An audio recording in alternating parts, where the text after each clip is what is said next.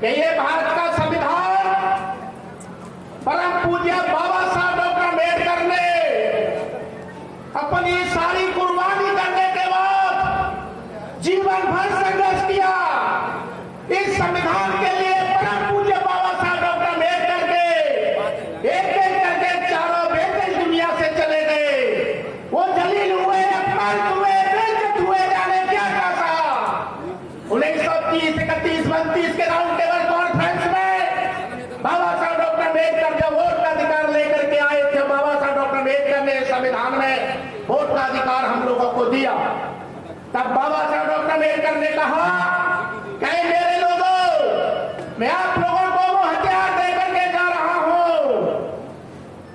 आपके पास कॉपी नहीं है, कलम नहीं है, ये दीवारें जरूर है, अपनी झोपड़ियों पर लिख लो, write on your one that you are ruler of this land. जिस दिन आप इस वोट की कीमत को पहचान जाओगे, उस दिन आप इस देश के शासक बनोगे। अब राजा रानी के पेट से पैदा नहीं होगा, अब राजा पेट या ईवीएम से पैदा होगा। जिसके वोट ज्यादा होंगे वो राजा बनेगा। और इस देश में हर किसी के वोट की एक कीमत होगी, चाहे वो राजा का वोट हो, चाहे रंग का वोट हो, चाहे गरीब का हो, चाहे अमीर का हो, सबके वोट की एक कीमत होगी। मैं आपको वो हथियार देकर के जा रहा हूं मेरे भाइयों। आप मेरी बात को ध्यान से सुना।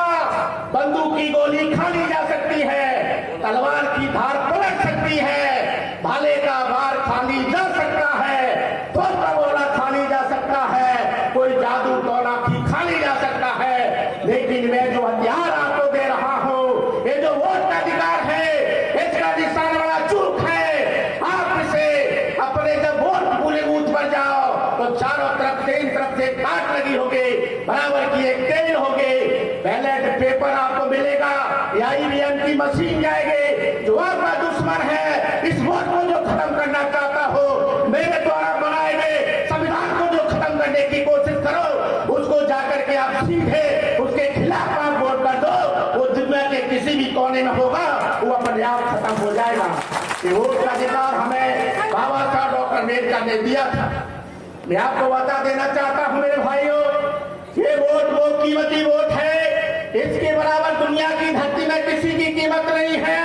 मैं तो यहां तक कह सकता हूं कि इस वसुंधरा के अंदर और वसुंधरा के ऊपर जितना भी हीरा, मोती, नीलम, पन्ना, जवाहरात, बॉक्साइट, कोयला, खनिज संपदा, वन संपदा और सरकार, सबको उठा करके तराजू के एक पल्ले में रख दो और एक पल्ले में आप अपना एक वोट रख दो।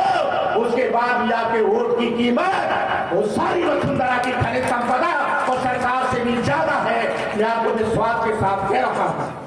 नदी के किनारे जो बालू पड़ी रहती है, रेता, उस रेत के कणों को गिनने वाला न तो कोई माई का लाल पैदा हुआ और न किसी माई के लाल ने ऐसा कंप्यूटर बनाया जो नदी के किनारे पड़े रेता के कणों की संख्या को गिन सके।